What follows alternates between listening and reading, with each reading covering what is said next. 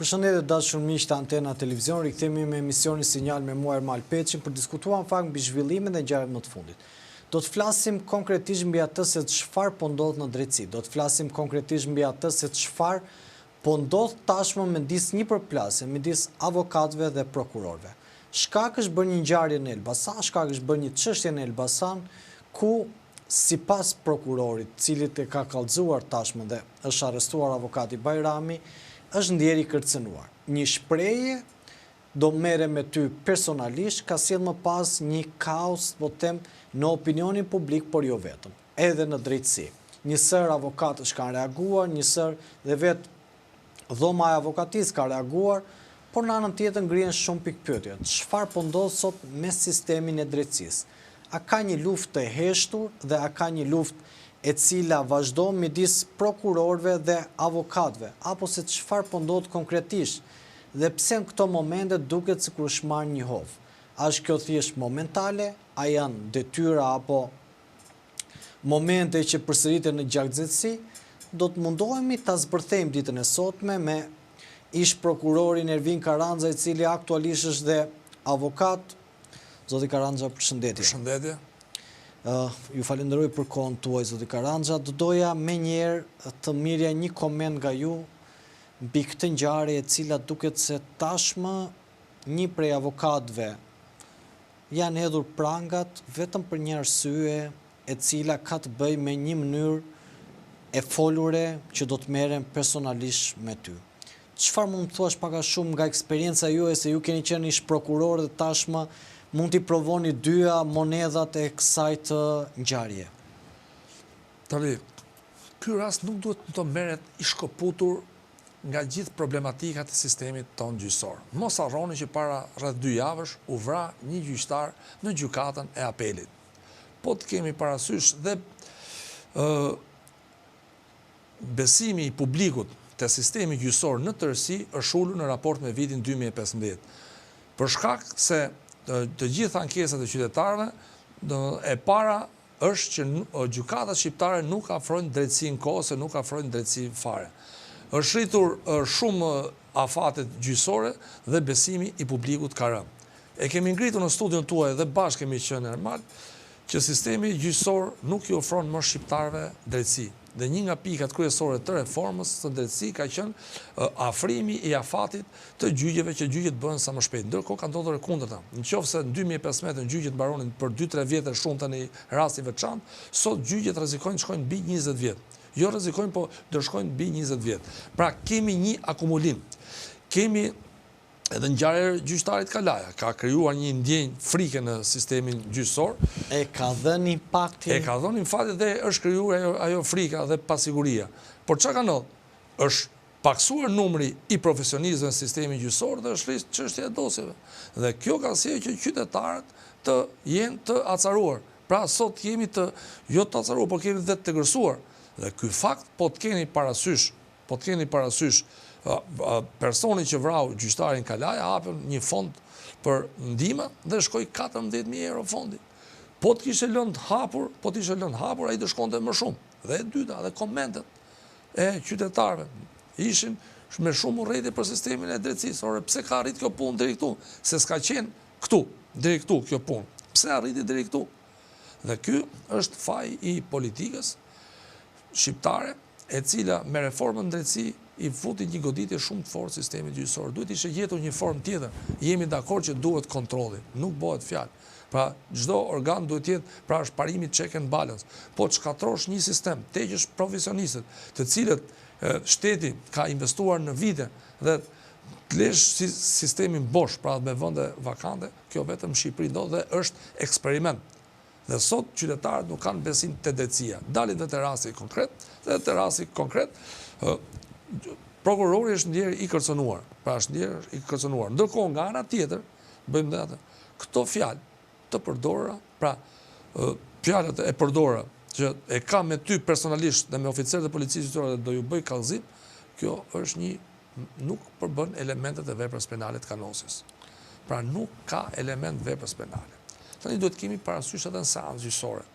Seancë gjyqësore e drejton kryetari i gjykatës, kryetari i seancës, Kryetari i seancës gjyqësore jep urdhra nëse ka shkelje të rregulla, shkelje etikës, ka kërcënime, se mund të ketë edhe kërcënime tjera, më e men se çfarë do të bëjun ty.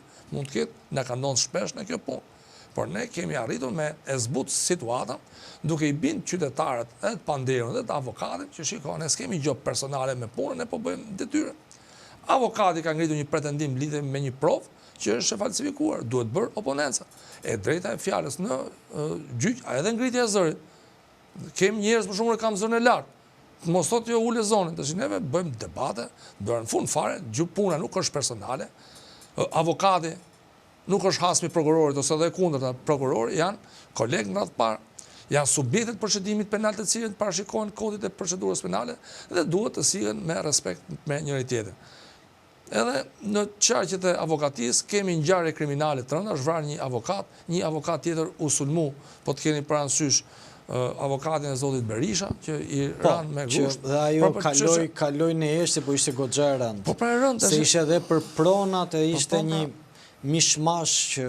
Po pra kjo, pranaj avokati është në bazë të kodit procedurës penale, ushtron detyrën e tij me dinjitet, ka drejt bëj mbrojtjen, ka drejt bëj oponencën, gjërat nuk mund thot prokurori që kështu e mendojnë shpejt vej firma aty, absolutisht.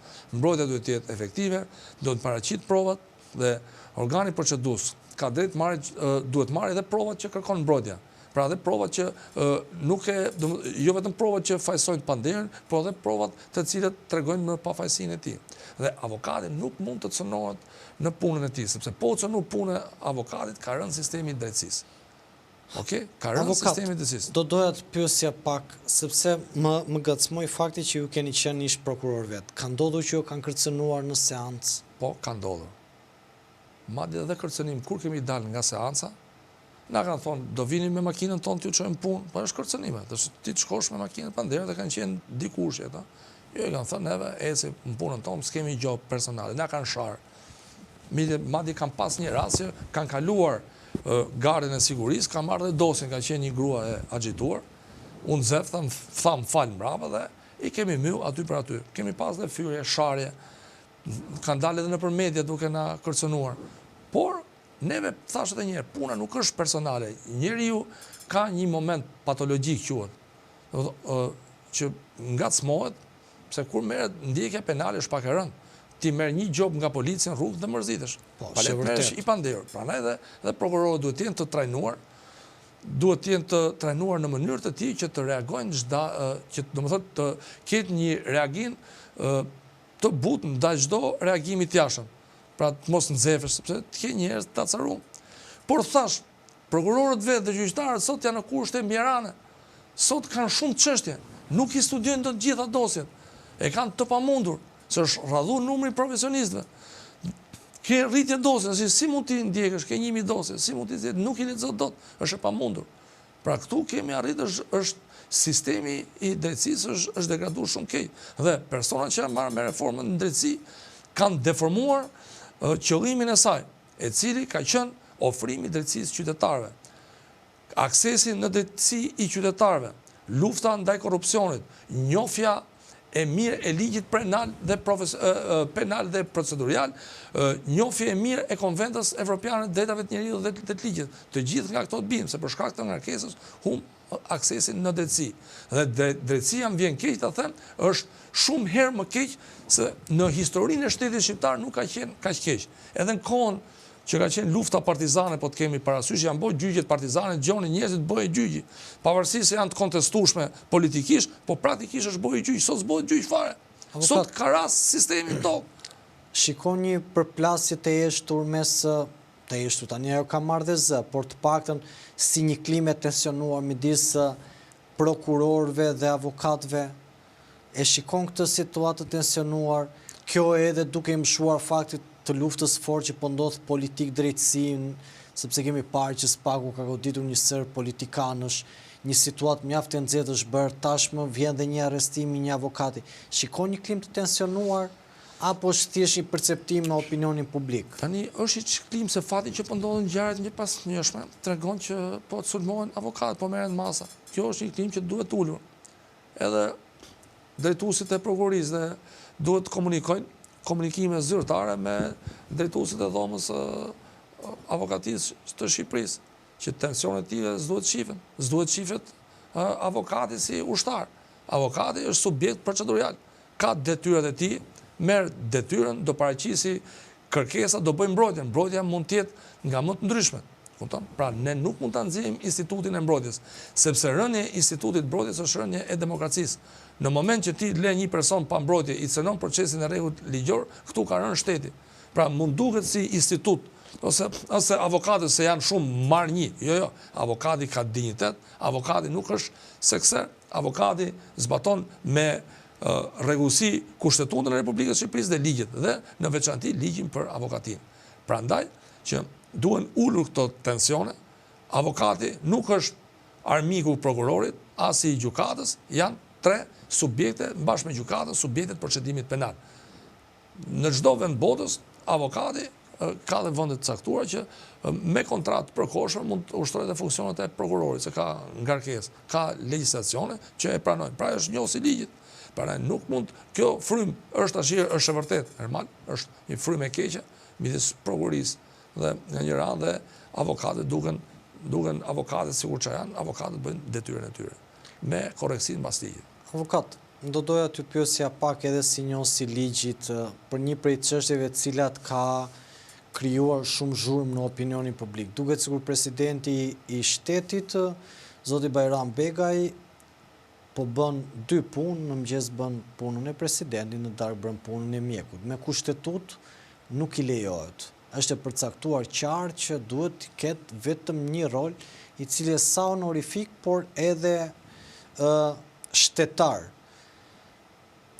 Pse ndodh që në Shqipëri dhe nuk respektohet kushtetuta? Çfarë i ka bërë politika, dhe këtu duhet ma shpjegosh nga ana ligjore, sepse kam parë shpeshherë që politikanët sa herë kanë dashur, kanë sulmuar drejtësinë, kanë sulmuar prokurorin, kanë bërë koka turku, prokuror, avokat, gjyqtar. Çfarë po ndodh me shtetin tonë që nuk njeh as institucionin më të lartë që është kushtetuta?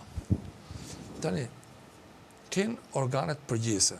Unë për shembull personalisht kam vënë re që shumë gjëra bëhen media. Thuan media të ngjitin në deklarata politike. Prandaj dhe ju pyeta se dua të di. Tani lind pyetja, kush është organi që shkakton, që cakton ose përcakton konfliktin e interesit?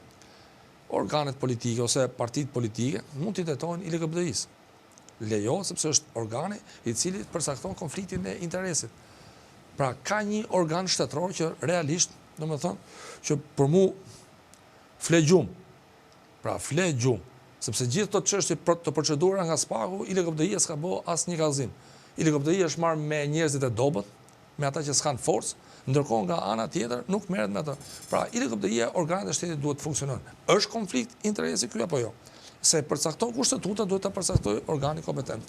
E dyta, dhe diçka që vura re, lidhe nëse ka konflikt interesi për sa i përket punësimit familjarëve. Ti bëj kallëzim SPAK, vë lëvizje organet shtetërore, nëse ka dyshime. Por nëse vihet në duke, duhet, domethënë, nëse vihet do janë organet që marrin një vendim, që ky lejohet bëj punë si mjek apo jo. Kaq është fare e thjeshtë. Është thjesht fare. Po vetë lëvizje, se neve çfarë ngjenin deklarata politike i futit shame. Edhe aty. Aty tash ti vjen lëvizje, të vetë është ligji për konfliktin e interesit. Dhe ligji për konfliktin e interesit nuk është vetëm kushtetuta, por është ligji. Vjen një komision, caktohet një komisioner nga LGBTI dhe thotë, rasti ankesa e paraqitur është nëse s'është vende gjoba të gjobisën, të marrin masat që ndërpritet. Masane janë organet e kuvendit të cilët shmojnë. Kjo shkelje që ka bërë. A është e tillë që të shkarkohet presidenti nga detyra që bën një punë dytë?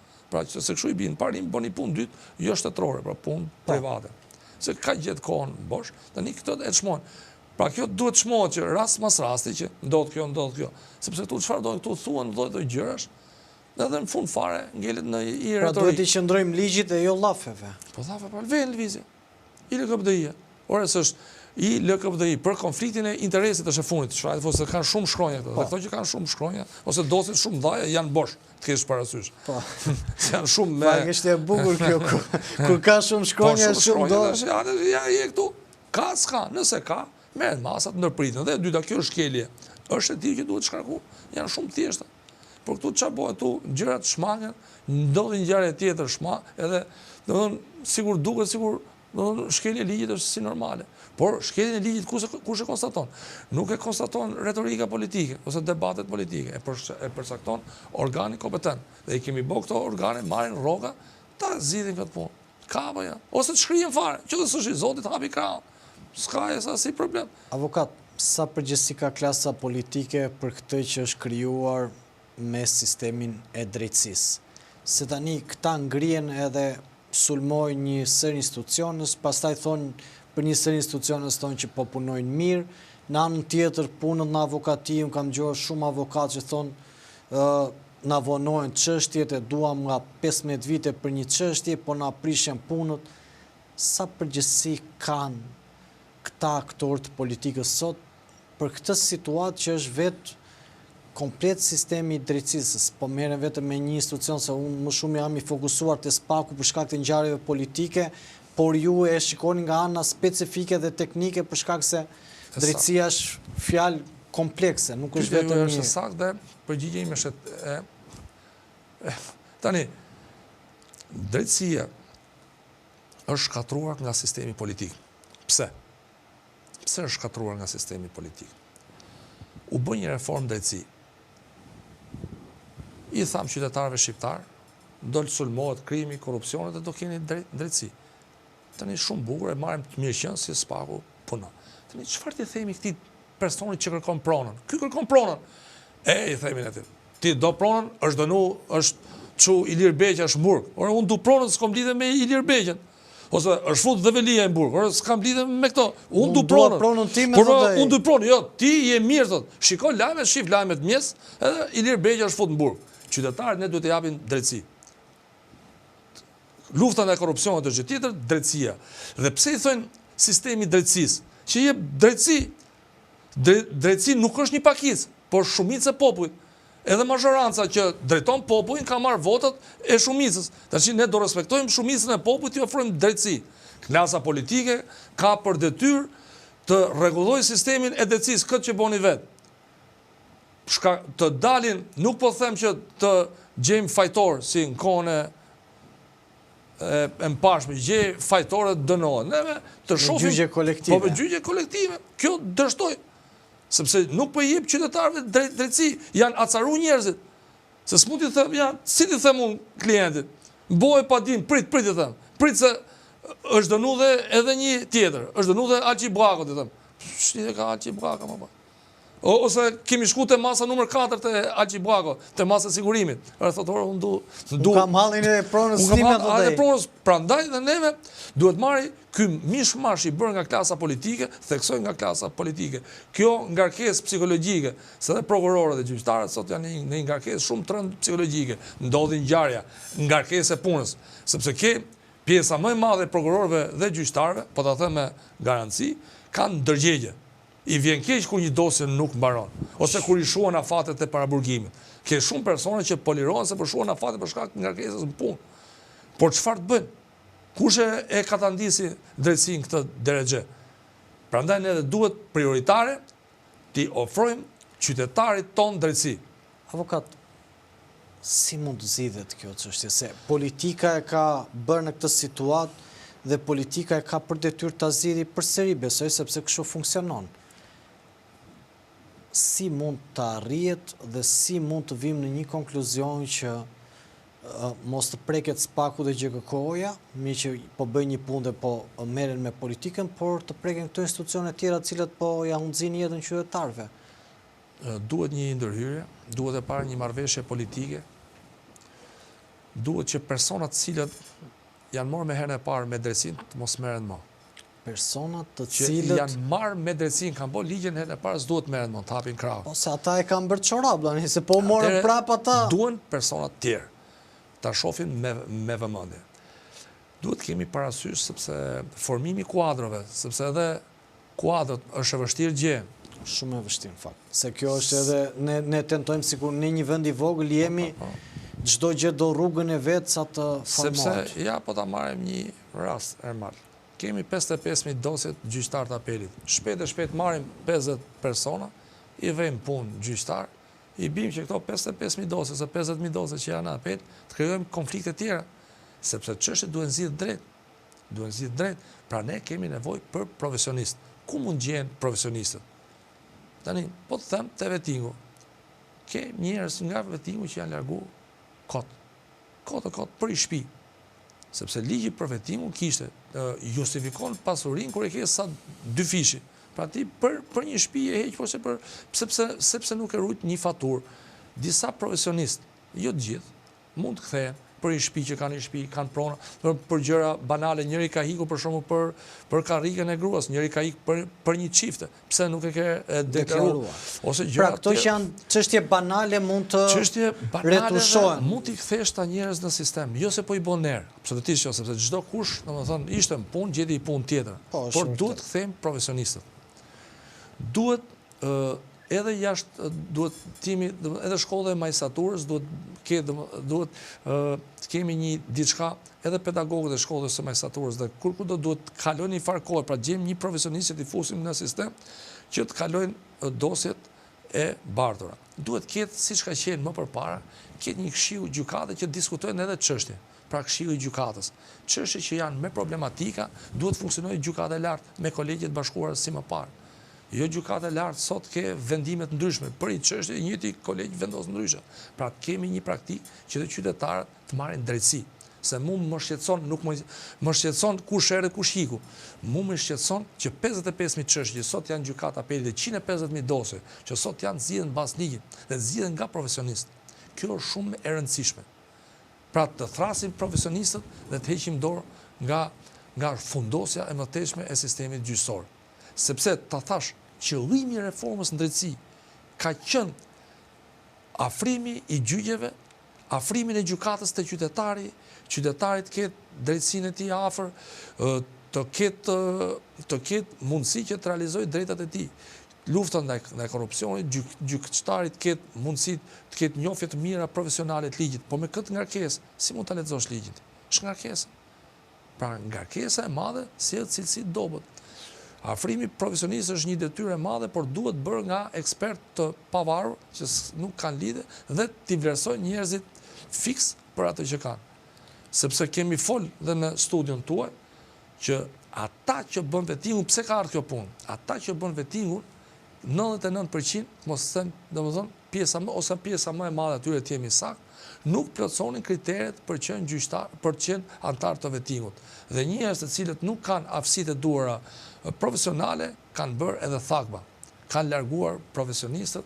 Një rast që kam përmendur shpesh është Anton Martini, i cili ka luftuar bandat dhe ai që luftoi bandat largohet. Tani Anton Martini mos është tek hetimi ekonomik, mos gaboj? Po pra shumë mirë kanë bërë që e kanë vënë. Jo, them, po thjesht pyeta është një ekonomik, edhe ky person që i ka dhënë shtetit është larguar nga detyra. Ke shumë prokuror. Kemi për shembull Arben Dollapi, për shembull, po përmend një emër.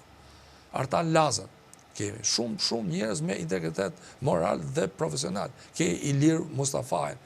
Ka qenë për shembull tjetër Fatos Qato, ka qenë Tan Bajrami, Besim Treshnjeva, njerëz me integritet moral dhe profesional, të cilët këta njerëz, të cilët nuk kanë aftësitë e duhura, si mund të vlerësojnë një profesionist, një person që si plotëson kriteret vet, që s'ka vjetërsi në punë, që s'di anglisht, se një nga kriteret ka qenë anglisht, tjetë profesoris drejtës, që të ketë vlera, s'ke as vjetërsi, as jo, kanë marrë, i kanë fut aty, dhe këta persona, se këta aq punë bëjnë, tash ne të mos përsërisim gabimin, të fusim njerëz në sistem, prapë që të vazhdojmë gabimin. Ne duhet marrim masat që çështjet zgjidhen drejt, të japim qytetarëve shqiptar drejtësi që meritojnë. Jo ne të vazhdojmë këtë gabim, të mbushim vendet, nuk është çështje mbushjes vendet kjo. Kjo duhet mbushet vendet nga një person që e meriton dhe ka aftësitë e larta profesionale. Pra neve duam njerëz profesionistë. Kjo që i mungon sot Shqipërisë në çdo sektor, që të mos largohen më. Pra kjo është e keqja që është bërë sistemi të drejtësisë. Avokat, nëse qëndrojmë në këto zhvillime, do doja të pyesja pak, tashmë duket sikur Altin Domani është drejt fundit mandatit, do të vinë prokuror të rinj, apo kush do të zgjidhet kryes Pakut. Do doja vetëm të më bëj një përshkrim ose një detajim në kuptimin e punës Pakut dhe çfarë pritet. Mendoni që personi që do zvendësoj Domanin do të jetë me dorë të hekurt apo do të ruaj balancën, po të them? Edhe pse mbase nuk është termi dur se drejtësia nuk ka koncept të ruaj balancat, po them në këtë kontekst që është situata politik drejtësi. Tani duhet kemi parasysh diçka. Kraja ishte i ri në institucion kur u bën 2019. Filloi puna administrative, rekrutimi i antarëve të BKH-s, se në 2021 u rekrutu, pra duhet kemi parasysh e kohën e krajës. Kemi administratën, pra krijoi kushtet dhe premisat që Dumani ta gjente gati, kuptimin e dhe të korrat i ka bë Dumani. Pra dhe kraja, pavarësisht se nuk ka rezultate konkrete, por ka shmarrë me administrimin e SPAK-ut në probleme administrative, pra që nuk kanë bëjnë edhe direkt me ndjekjen penale. Një çështje, për të thënë pjesa më e madhe e çështjes që janë proceduar sot kanë qenë kohës krajës. Tani dalim tek Dumani. Dumani, po të kemi parasysh, raporti për parlamentin doli shumë kohë parë që ne e kishim formë të shkruar dhe e dim pak a shumë. Relatimi ose më saktë debati publik në komision u bër para një jave që i kanë qenë paraqitën gjithë. Dumani paraqiti një numër të madh zyrtarësh, rreth 33, të cilët janë proceduar penalisht për vitin 2024. 33 zyrtarë të lartë. Me zyrtarë të lartë kuptojmë ato që parashikonin 75 sa. Tani është pozitive. Gjithmonë flasim te statistikat. Nuk diskutojmë ndjekjen penale, është ushtruar mirë, ka kontestime, po ne flasim si statistikë. Pra flasim ftohtë si statistikë dhe diskutojmë. Kjo është një rezultat i Dumanit. Kemi edhe diçka, kemi edhe 10 vetë dhe 10 persona të dënuar me vendim formës për rezultat. Pra është rezultat pozitiv që i korespondon kohës së Dumanit. Dhe është pozitive. Tani dalim tek ai që vim mas Dumanit. Mendoj që SPAK-u do vazhdoj veprimtarinë e tij normale. Titullari i ri të 4 personat që kandidojnë plotësojnë kriteret profesionale dhe morale, pra kanë figurë të lartë etiko-profesionale dhe etike si njerëz dhe edhe moralisht, do jetë konkurrimi i vështirë, sepse të 4 kanë vjetërsi në punë. Duke filluar nga Adnan Xholi, është një prokuror i vjetër, i cili është në karrierë, ka qenë edhe në prokuroritë e rrethave, ka qenë edhe në SPAK, ka qenë titullar në prokuroritë përgjithshme dhe e njeh mirë administratën. Shohim dhe Dolores Musabelliun, është një prokurore e cila ka gjithë jetën e saj profesionale ka në SPAK, ka qenë te krimet të rënda SPAK, ka gjithë jetën e njeh çështjet e trafiqeve e tjera. Marrim Elvin Gogën. Elvin Goga është një prokuror i cili është prokuror me integritet moral dhe profesional, ka vite në SPAK, por ndërkohë ka qenë edhe në rrethet gjyqësore, ka qenë në prokuroritë e rrethet gjyqësore, ka qenë titullar, ka qenë person i pakorruptuar, njeri i drejtë, kuptimi që i plotson kriteret për të qenë aty. Pra është një garë e fortë. Edhe i fundit është Klodian Brau, i cili jemi ndjeni për çështjet të rënda që ka pasur. Ka pas çështje shumë të vështira, po. Edhe çështje të rënda, edhe normal ka treguar që është prokuror me integritet. Madje në një prej ato që çfarë lexoja, se unë kam shumë pak informacione, por edhe shokun e bankës nuk e ka kursyer. Po, kur ka pasur, se domethënë ai ka proceduar penalisht, ka proceduar se ka menduar që zbaton ligjin. Pra është një prokuror i cili zbaton ligjin. Kjo tregon edhe një herë integritet moral dhe profesional. Por gara do jetë e fortë. Gara do jetë e fortë dhe mendoni që SPAK-u do vazhdojë në njëjtën linja me duke zbatuar drejtësinë. Absolutisht po. Do filloj zbatimi i ligjit, sepse edhe Dumani po ta vëshre diskutoj që tha dhe rolin e titullarit e drejtuesit me prokurorin e çështjes. E sqaroj, tha, janë pavarur, unë jap urdhra jo detyrues, tregoj edhe kur ka grupe hetimore që është dhe vetë pjesë e grupeve. Sepse fatikisht edhe nga pikpamja e përplasjes ose më saktë debatit në gjyq, domethënë kur përplasesh, kur ke debate, dalja e titullarit është më serioze, pra për çështjet e rënda. Dhe është ngrit grupi hetimor. Madje se po kthehemi prapë te rasti, për shembull, rasti Dumanit, rasti Erion Velis, çfarë nuk i ka thonë. Erion Veli i prokurorit Olzdado, dhe zboni kallëzim që të arrestote ose të riarrestote të shtote edhe akuzën e kundërshtarit. Pra nuk quhet dhunë verbale, pra nuk ka. Pra po të kemi parasysh audion e Erion Velis, ose edhe audio të tjera me persona ndryshëm, është punë normale e debatit gjyqësor. Pra kjo është pak a shumë. Avokat, edhe një pyetje të fundit. Si e pat performancën e Dumanit me që më ngacmuat para atyre që heton, po e them thonjza, duke qenë se pjesa më e madhe ishin deputet ose ishin njerëz të parlamentit dhe aty Dumani pati edhe replika me ta. Si e pe performancën Komisionit Parlamentar të zotit Dumani? Performanca e Dumanit ishte e mirë. Pyetjeve që ishin për çështje konkrete ju shmang, me të drejtë, janë çështje hetimore. Pra, u ngrit çështje me Gonigalit, tash çështje në hetim. Presim letër porosin, edhe për çështje tjera, i tha janë çështje në gjykim. Kjo është një procedurë që veprojnë prokurorët, avokatët, këtu të pyes si ish prokuror për të kuptuar, nuk kanë të drejtë që të thonë më shumë se ç'është. Tani është çështje në hetim. Tash po ta thosh në Komisionin Parlamentar e dëmton një person tjetër që mund të jetë në hetim. Për shembull themi kemi arrestuar filanin që ka lidhje. Tash ja, a mund u fol edhe në parlament? Edhe personin pozit vështirë kur dalin nesër para gjykatës. Pra që t'japi pafajësi. Dhe kjo mund përmenet si numër, për shembull edhe shifra 33, neve dim se kush janë të 33, nuk përmenet emri personit fizik, sepse mund të marri pafajësi. Në moment që ti e përmoni vetë prokurori pavarësisht se të provokon dikush, prandaj dalim te provokimi se prokurori duhet të rritë pavarësisht se të provokojnë ti s'duhet nxevesh. Të kapësh tullën se ti kthesh, je hajduti thosë aty, që aty ti humbë pasi, pra je i ftohtë, i qetë dhe të reagosh, domethënë atëherë kur është për të reaguar dhe proceduralisht, pra të mos provokohesh, sepse kjo është edhe të mos shumësh të ruan. Dumani thash edhe të çështjet që ka pas, e ka rujt atë. Ka rujt pavarësisht se ka pasur momente nxehta në seancë, ka momente, por këto është mirë të zgjidhen me avokatin dhe prokurorin kur ka debate, zgjidhen aty për aty, i jepet dora njëri tjetrit, nuk ka pse të trashen muhabetet. Shkoj jashtë, jo arrestohet, jo su arrestuar dhe bim të debat sot që krijohet një përplasje për mendimin tim që është e panevojshme. Por që rrjedh vjen si pasojë e një rrjedhe shumë të fortë që tani do kemi që përshohim pasojat. Urojmë që të mos kemi ngjarje të tjera, sepse njerëzit thash nuk po marrin më drejtësi dhe duhet ndërhyr urgjentisht për zgjidhjen e drejtësisë. Avokat, unë ju falenderoj shumë për kohën tuaj dhe që ishte pjesë e kësaj bisede. Edhe unë ju falenderoj. Të dashur miq, duke falenderuar secilin prej jush që na ndjek live këtu në Antena Televizion, duke falenderuar secilin prej jush që bën subscribe, komenton, në shpërndan në diasporë, por edhe në Shqipëri, kudo që flitet shqip, nga unë Ermal Peçi, miru pafshim dhe do të shihemi përsëri mbi zhvillimet e ngjarjeve më të fundit që lidhen drejt për drejt me aktualitetin politik, por jo vetëm.